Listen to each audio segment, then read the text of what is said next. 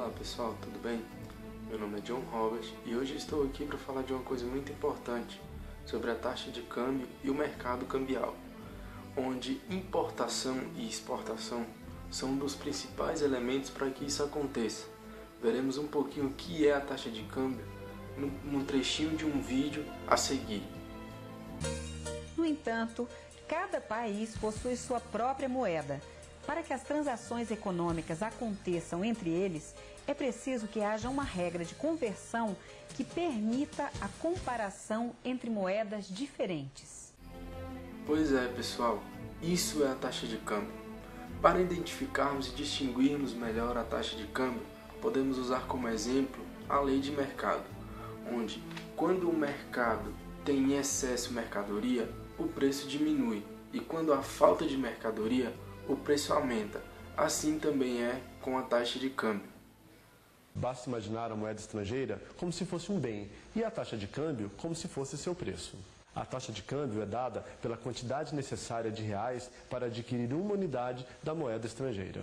$1 vale R$1,80. €1 vale R$2,60. Por simplificação, estaremos sempre comparando o real ao dólar. No entanto, a taxa de câmbio existe entre todas as moedas, como a libra, o peso e o iene. Voltando então às regras do mercado, se os agentes no Brasil procuram muito pelo dólar, a demanda por moeda estrangeira é alta. Com isso, seu preço deve subir, ou seja, a taxa de câmbio deve aumentar, indo, por exemplo, para R$2. Quando temos um aumento da taxa cambial, dizemos que houve uma desvalorização cambial, pois a moeda nacional sofreu uma perda no seu poder de compra. Vamos supor agora o contrário. Há um excesso de dólar no mercado brasileiro, ou seja, a oferta de moeda estrangeira está alta. Se um bem existe em abundância, seu preço deve cair. Dessa forma, a taxa de câmbio sofre uma queda. Se antes cada dólar valia R$1,80, agora, por exemplo, o dólar passa a valer R$1,50. Pois é, conseguimos ver e entender o que é a taxa de câmbio. Agora vamos viajar mais um pouquinho e verificar como funciona a taxa de câmbio na importação e na exportação de produtos ou mercadorias. Os exportadores vendem mercadorias produzidas no Brasil para o exterior. Em contrapartida a essa venda, os exportadores recebem moedas estrangeiras. Para poderem usar essas divisas no Brasil, os exportadores precisam trocá-las por reais. Assim, se as exportações aumentam, acontece um excesso de dólares no mercado brasileiro, o que faz com que a taxa de câmbio caia.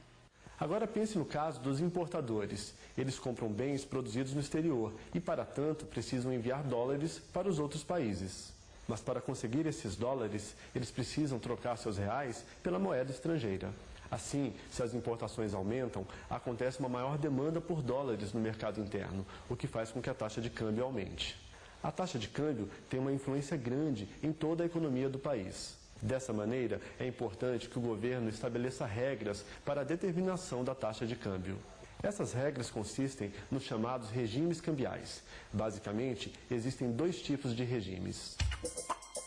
Regime de câmbio fixo, aquele em que o Banco Central fixa o valor da taxa de câmbio. Nesse caso, o Banco Central deve possuir moeda estrangeira suficiente para atender uma situação de excesso de demanda por divisas. Regime de câmbio flutuante. A taxa de câmbio deve ajustar-se de modo a equilibrar o mercado de divisas. O excesso de demanda por divisas elevará o preço da moeda estrangeira e vice-versa. Há ainda um regime cambial denominado flutuação suja.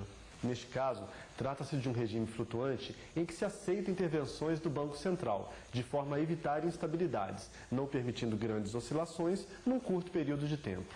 É o que acontece na maior parte dos países e no Brasil.